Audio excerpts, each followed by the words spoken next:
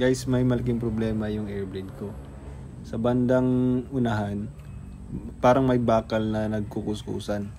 Yan ang itry nating ayusin ngayon. Pero, linisin muna natin yung brake caliper. Ang una natin gagawin ay ilusin yung hanger pin. Luluwagan natin yan gamit yung 8 na wrench. Tsaka sunod natin yung 2 tornilyo gamit ang 12 na wrench. Hindi ko muna tinanggal yung hanger pin kasi pag tinanggal ko yun, malalaglag yung 2 brake pads.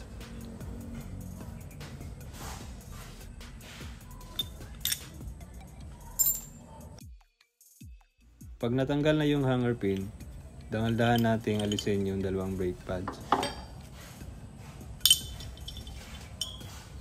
Alisin din natin yung pad spring. Ito yung pad spring. Itong kulay gold, ito yung tinatawag na caliper. At ang nasa gitna ay ang caliper bracket. Ang caliper bracket ay natatanggal. Kaya tanggalin natin para malinisan yung nasa loob nito. Ang dumi na. Binasa ko muna sa tubig yung mga parts para lumambot yung dumi. Ang tinanggal ko na parts ay yung caliper bracket, 2 brake pads, spring ng brake pads, hanger pin, at saka dust boot, yung rubber. Binasa ko rin ng tubig yung caliper, pero di ko na siya ginamitan ng sabon. Gumamit ako ng dishwashing liquid at saka tubig. Pinaghalo ko sila para linisin yung mga parts. At gumamit din ako ng brush.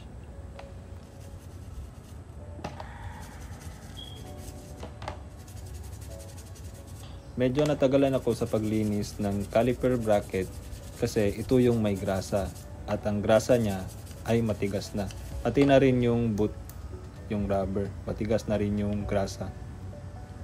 Gumamit ako ng tela para maging mas mabilis ang pagpapatuyo ng mga pyesa.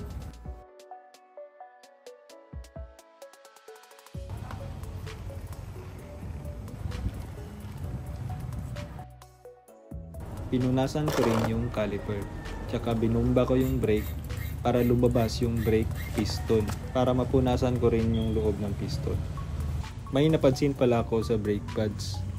Ito yung brake pads niya. Pudpod na pudpod talaga. Tsaka makikita na yung bakal. Grabe. Wala na to. Kaya, papalitan natin yan ng bago. May nabili ako sa shop, tag 180. Pero hindi ito genuine. Replacement part lang. For temporary use lang. Pansamantagal. Simulan na natin ikabit yung mga parts. Yung uunahin natin ay yung caliper bracket. Tapos lalagyan natin yan ng grasa kasi paglinis natin kanina nawala na yung grasa niyan. So lalagyan natin ng bago. May natira pa naman akong high temp grease. Kaya yun na lang yung ginamit ko. Napaka smooth ng laro.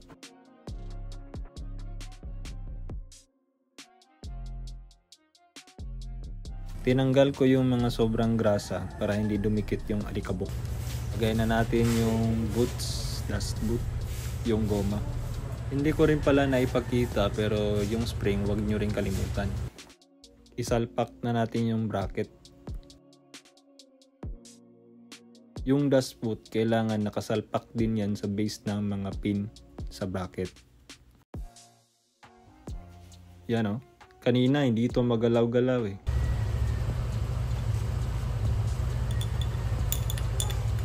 Sinubukan kong ilagay yung bagong brake pads, yung 2. Ang kapal pa ng mga pads. Kaso lang, hindi siya magkasya.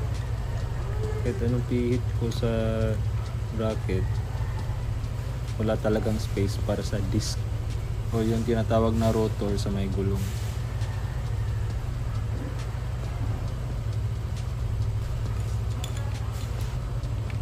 So ginawan ko na lang ng paraan, medyo may pad pa naman yung luma. So yung isa yung ginamit ko, tapos isa rin sa bagong brake pads.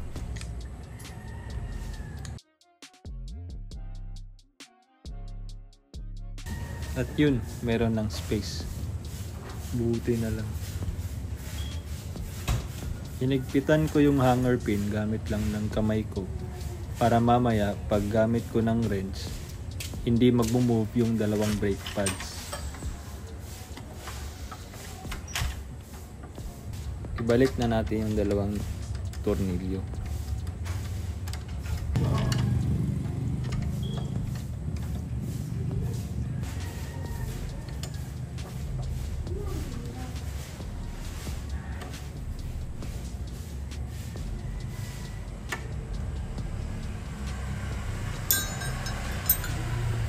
Matapos nating ibalik ang lahat ng parts ay yan, test drive na natin.